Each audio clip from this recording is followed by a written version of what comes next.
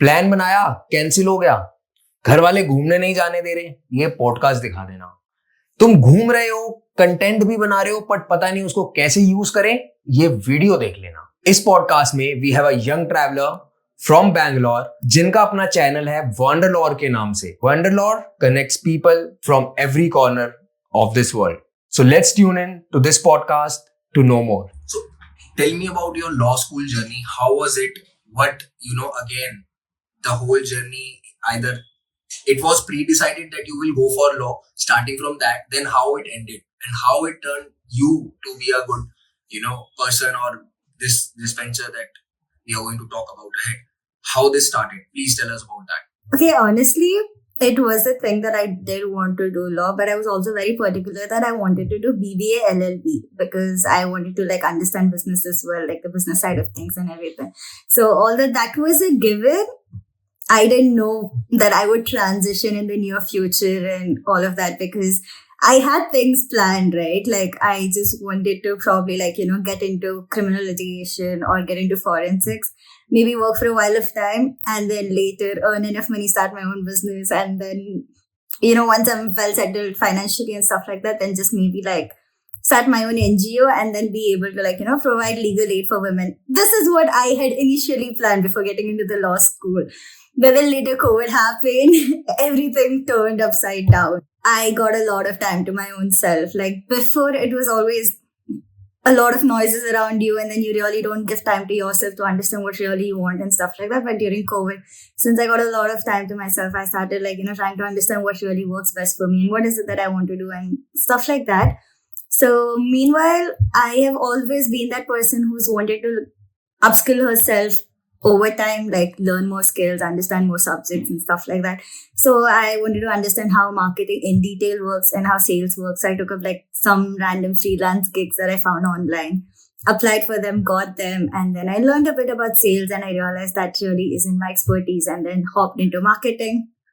Really liked it, and it's always been that, the knack for creativity has always been there, right? So I really liked marketing, so I learned a bit about digital marketing because since everyone was in that phase where they were transitioning from, offline marketing to digital marketing. So I picked that up, and then writing has always been a thing. So I also got into content writing, and then for almost this was during third year of college.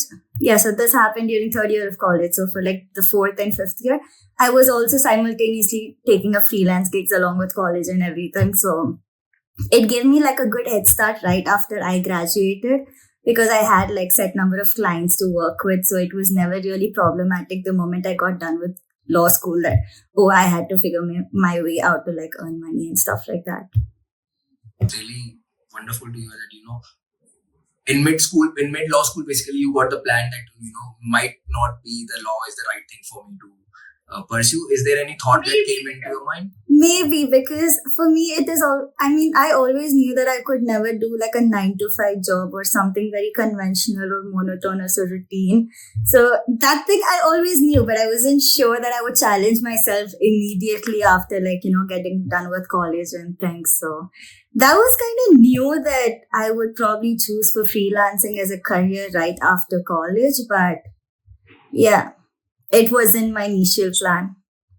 Inspiration, how did this, what inspired you to transition from your law to this thing that you are doing now? You are traveling solo trips, you are exploring wonderful places, and even after law school one should, वो graduate होने के बाद बंदे को सोचने में इतना time लग जाता है कि अब क्या करूं. But as soon as you were graduated, you were doing many great stuff, you were exploring places. How was this journey and what made you do this, first of all? Then again, what made you do this all, exploring stuff and exploring places? I honestly don't know. A lot of things just kept happening and I was just there doing things because, to be very honest, I didn't have somebody to look up to when it came to freelancing as well. There was nobody within a extended circle as well doing something as unconventional as freelancing and stuff like that. Everyone was either getting into litigation or corporate jobs and things like that.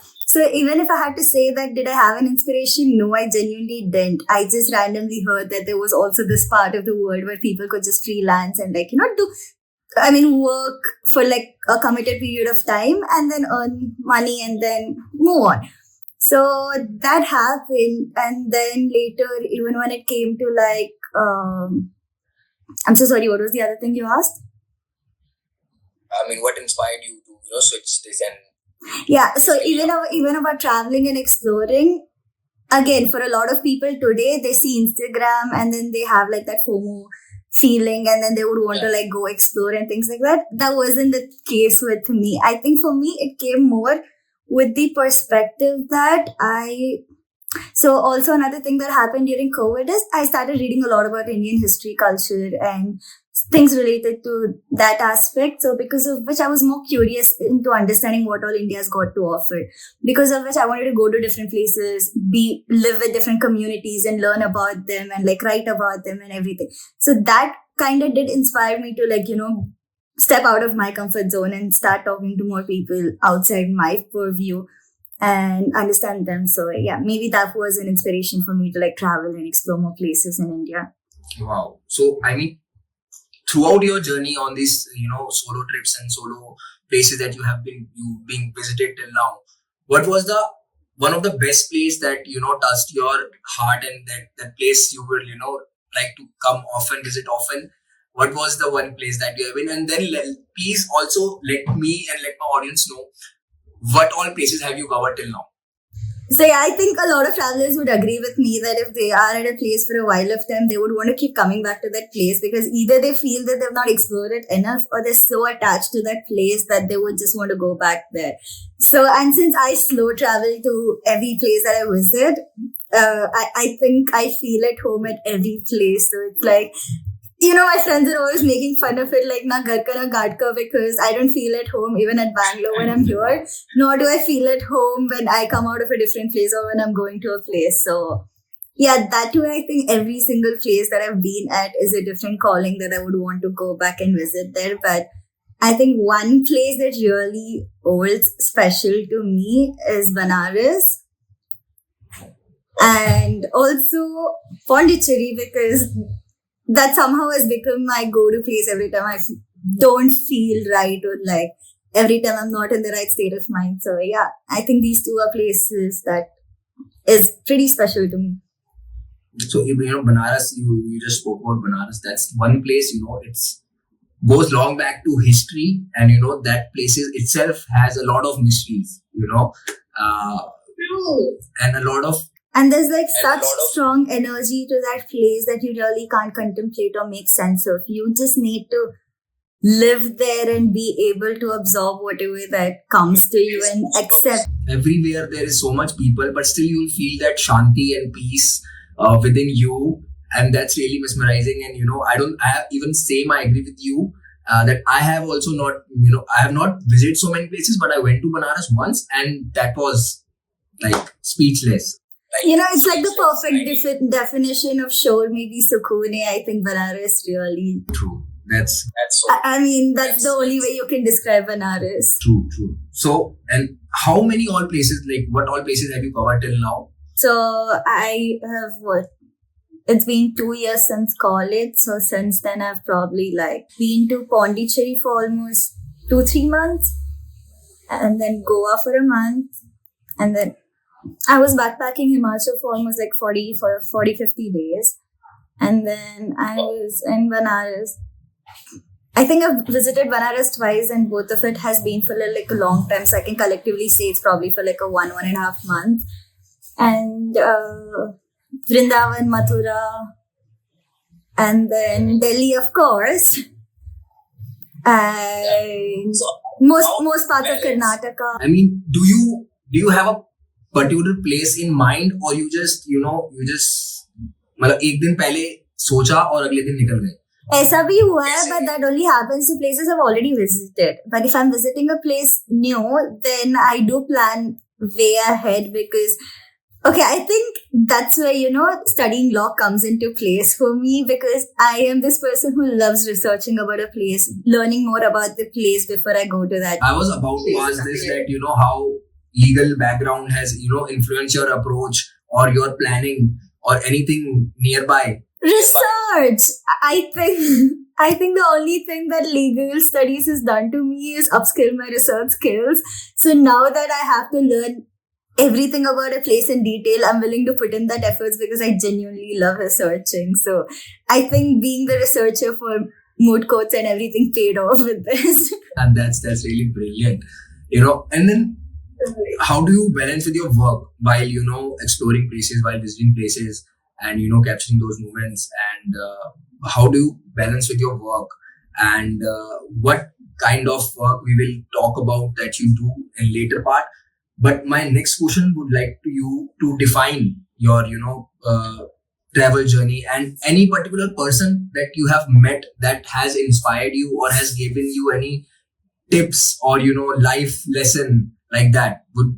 We would like to hear it. Okay, so if we're talking about how I balance my work, then honestly, I struggled doing that in the initial days. I think for like the 6-7 months, I was pretty lost having to balance between traveling and also working and finishing work while I'm traveling and everything, because it got a little too overwhelming that I just wanted to like explore the place and feel about the place and learn more about the place. And either I used to forget that, I had work to do as well, or like, in the rut about wanting to finish the work, I used to stop exploring the place. So after a while is when I think I created a routine for myself. It's like, I wake up, I'm a morning person, so I'm up by 6-7. So like if I am not going out for like watching the sunrise or something, then 7 to 9 or 8 to 10 is when I finish like, a bit of work. And then I head out, have breakfast, then explore a bit of the place. And again, come back in the noon because it gets sunny.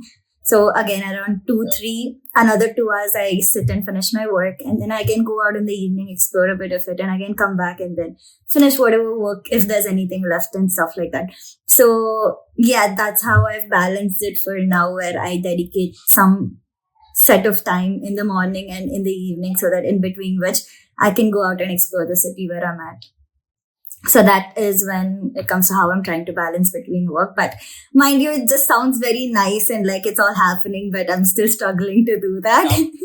That was to be my next question. Like it sounds easy, but then again, getting time. Yeah, you lose track of time when you're doing. Yeah, you have a beautiful view in front of your eyes, and then nobody wants to open laptop or whatever work they have to do. Yeah. So that's one commitment. So there are times, I think one thing that I kind of like did for a few months was I only took like one-time projects. So I took these projects, earned money, and then I spent that on traveling. So when I was traveling, I didn't really have to work or worry about work and stuff. So it was just roam around, explore and stuff like that. So that kind of was nice when I did that. But then I realized I did have to look for something more stable. So I went back to like maintaining retainer clients. So yeah. What are the tips that you follow, while exploring or before going to visit a place, before going out station? What are the things that you carry along with you, and also anything that you would like our audience to know ki, yes, you have to take this along wherever you are going, that 1 or 2, 3 things that one must carry while traveling. And then again, but about what I would suggest people to carry with them, honestly, I'm a very messy backpacker because I literally pack things an hour before my flight. I have not met any. So I don't. Yeah, I have never met any clean and neat backpacker. They're always untidy or they're always messy, and yeah. Messy. Untidy is not the word. We're just messy. We're just very indisciplined that way because we're just like, how ho jayega, hame pata hai ki kya lena and stuff like that, and you just pick up things and you leave. But that way, I think laptop is a must. If you are working. If you are working, of course. But otherwise, I don't know. I have, maybe if you would have asked me this when I initially started traveling, I would probably have like a long list of things. But now I've become very minimalist when I am traveling. So it's just very limited number of clothes, and then 1 or 2 pair of shoes, and that pretty much is it. I am done. I'm sorted for like a month of backpacking or like a month and a half of backpacking. So there's not many things that I genuinely do carry. But yes, books are one thing that I do make sure that I'm taking along with me. Wow. That's really you are a efficient reader, or like you do read on daily basis, or just you like. I do read on daily basis. I think every writer needs to have that habit of reading. That's when you like your vocabulary increases. Book that you would like our audience to read, and if that inspired you in any way. I mean, since I'm mostly into travel writing, then there are a lot of books when it comes to travel writing. But yeah, I don't think a lot of people would be interested in reading it. But Nine Lives by William, I think that was the first travel log that I read, which inspired me to like document my travels. So yeah. Okay, and let's come to the any encounter with a particular personality or person that has inspired you to grow big, and follow this path that you are leading now. Honestly, every single person I've just randomly met have inspired me in a way or the other. And I'm not going to lie, because every encounter has happened at a time or space where I am probably clueless or I'm questioning certain things, and they have come as the answer to my questions. And there's a weird incident, okay? Like, I was in Benares, and then there was this random professor. I was crossing the road. He just stopped me and he's like, I just feel you're a creative person and I wanted to stop you and talk to you. And I'm like, wait, that is so weird. Like, what?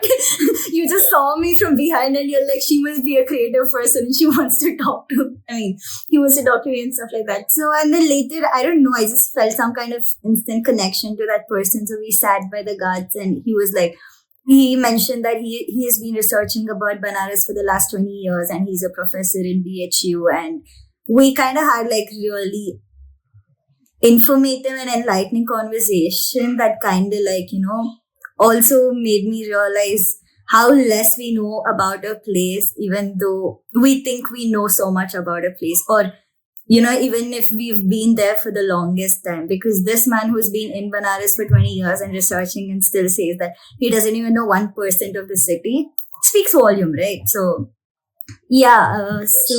And then like, even while he was leaving, he's just like, don't ever like, let your creativity die. And then he's like, always make sure that you are just flowing and then you're a free bird. And he just said certain few things that's pretty personal, but like on the lines of how I shouldn't really give up on my dreams and should just move forward and things like that.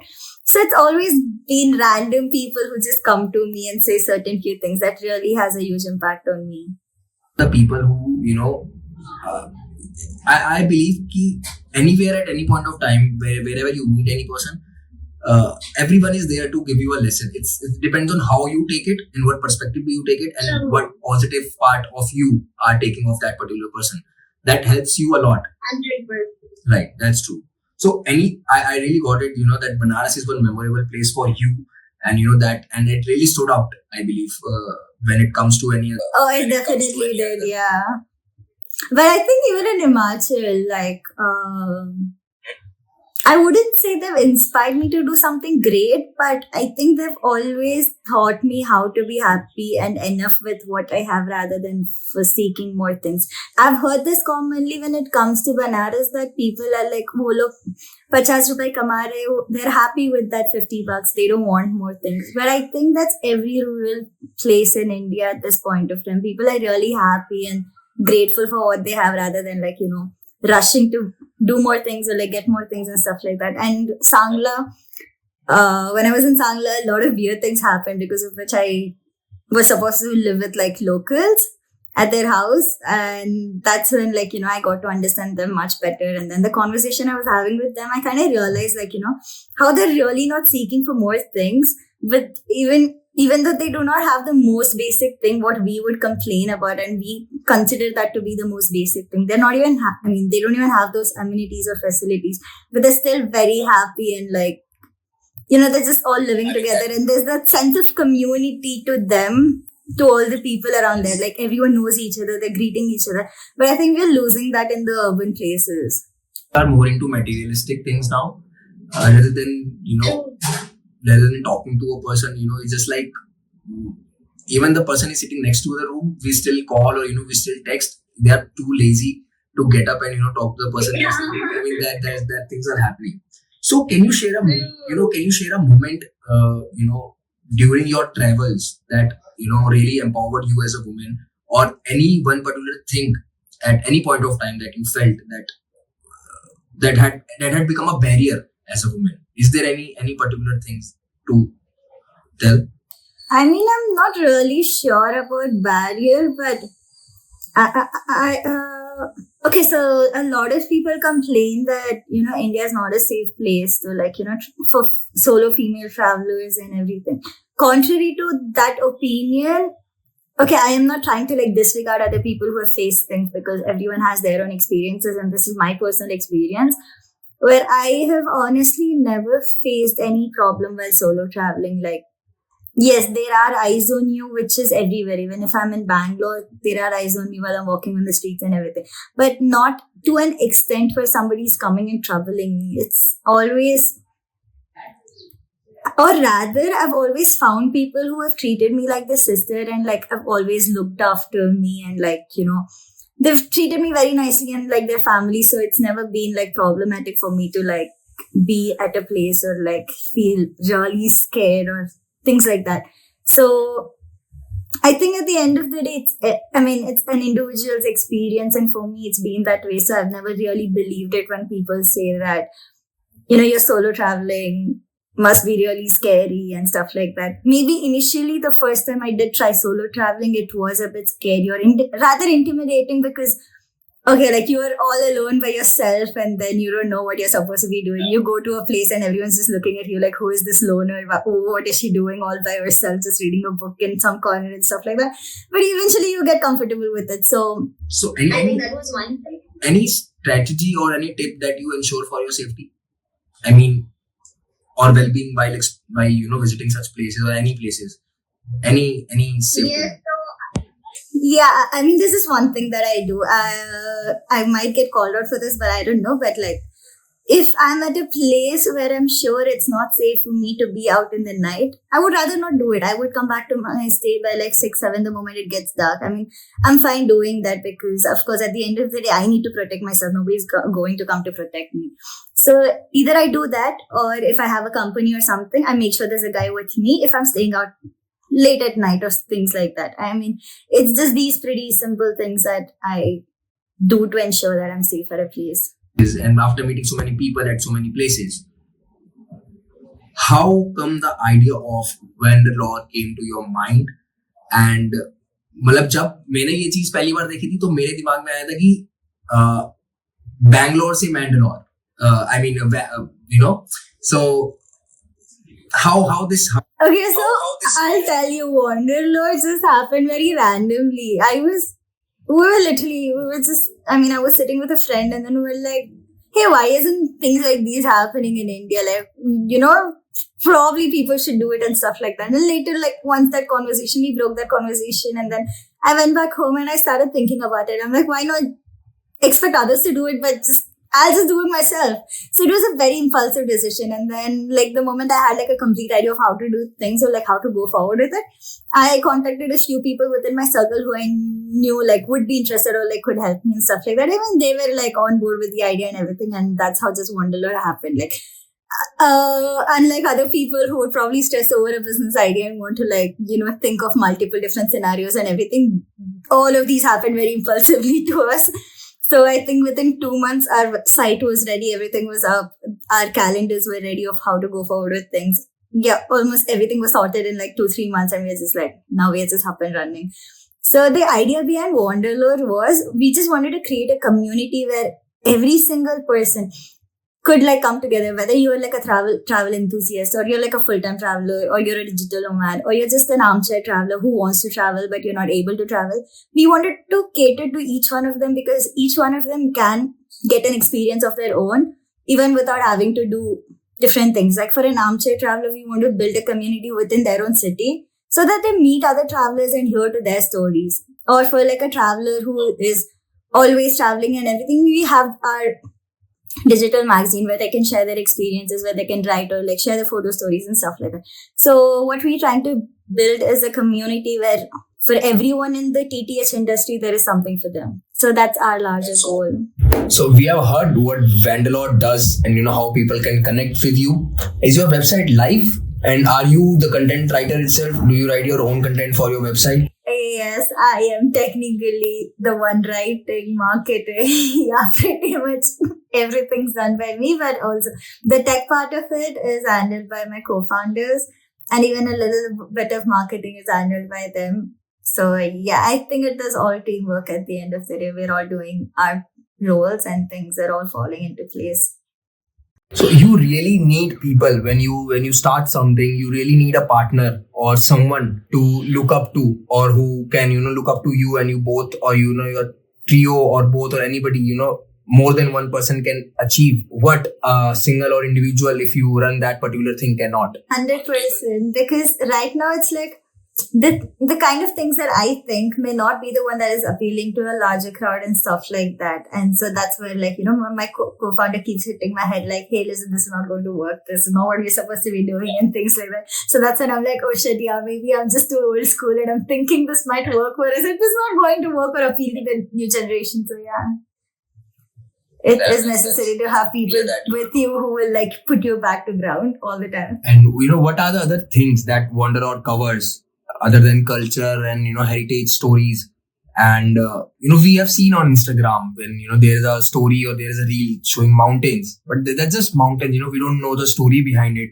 There is no one telling us about it, and people are also not aware about the story behind the people of that particular place or the culture that they do follow. That is really important to look up to. If you see, our tagline is every corner of India has a story to tell, and that is what we believe, or that is what we want to showcase at the end of the day about India. Because you go to any place, it either has a story when it comes to its history, or like any event that has taken place, or even if you talk to a person, they've got some memories or experience of that place. So we are trying to bring all of that out about a place, rather than just, you go see the place and you're just like, hi, badhiya, and then everything, but you're not putting a little efforts into knowing what exactly has happened there or something. That is pretty unsettling, because come on, every place has something unique to it and you got to know what it is best known for.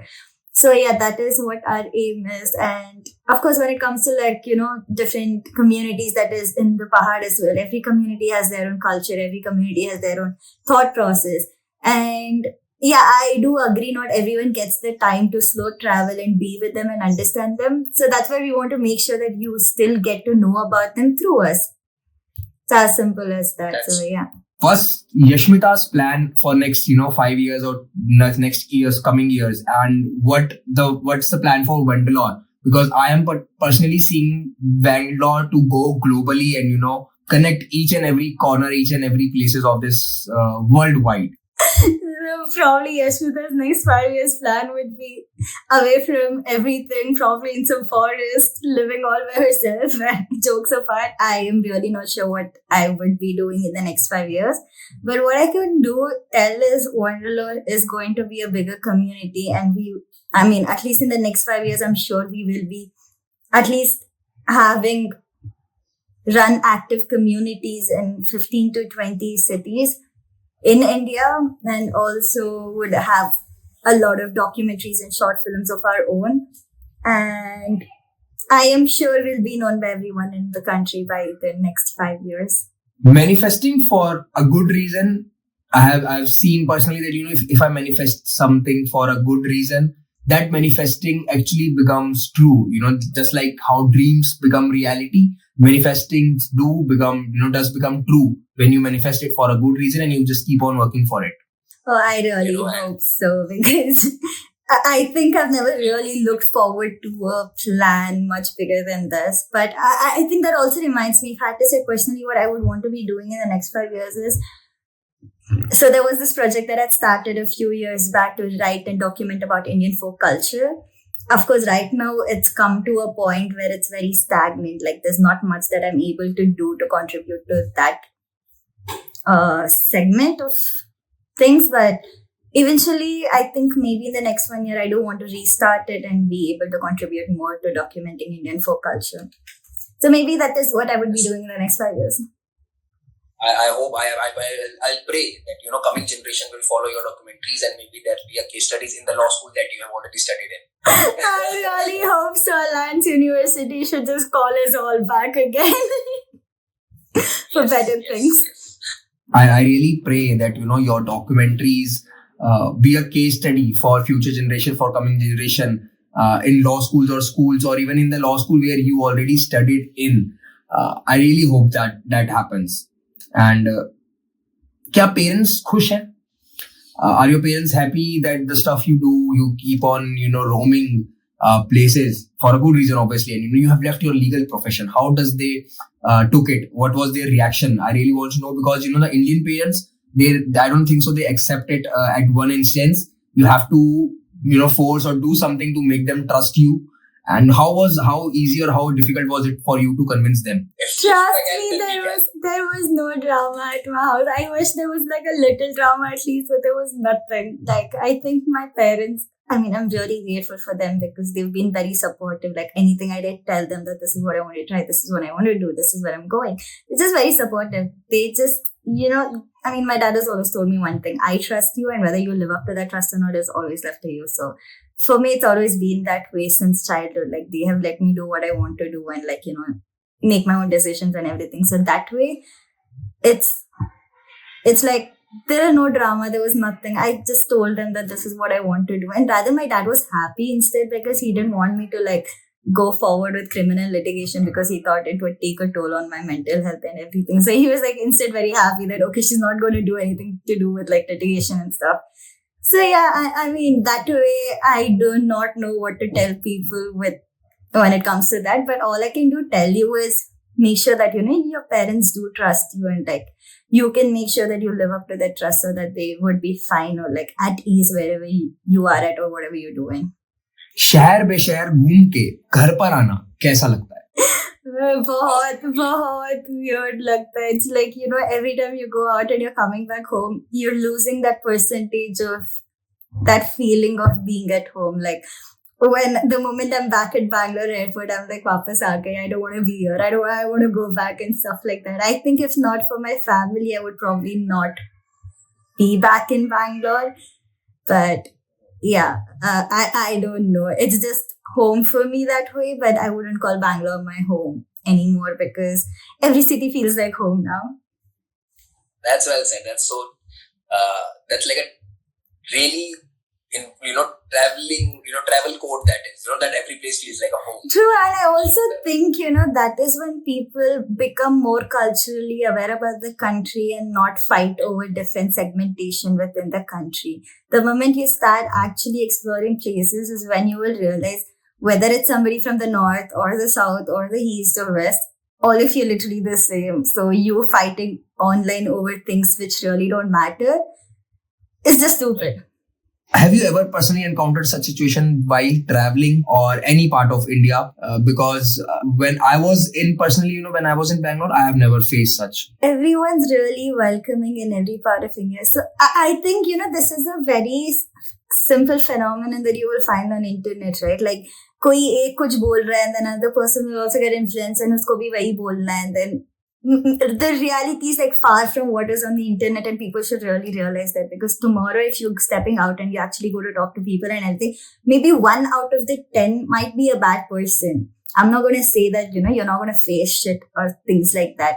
But because of that one person, you really can't say that all the other 9 are also shit. Because if you are nice and welcoming, people are going to be nice to you.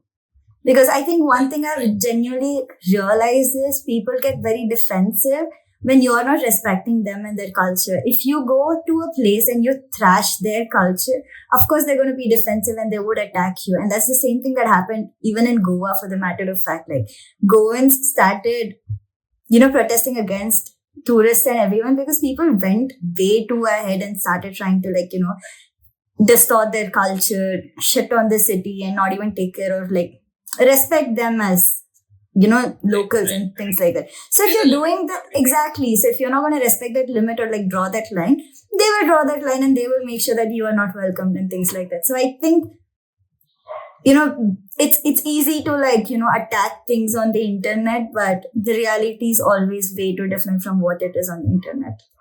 I mean, I was in Varkala few months back, and then of course most of them didn't know English, they weren't understanding, but somehow we were able to like communicate with each other through our hands, or like, they were trying to understand little things that I was trying to ask them, or like, seek answers from them, and they were able to answer in a way or the other.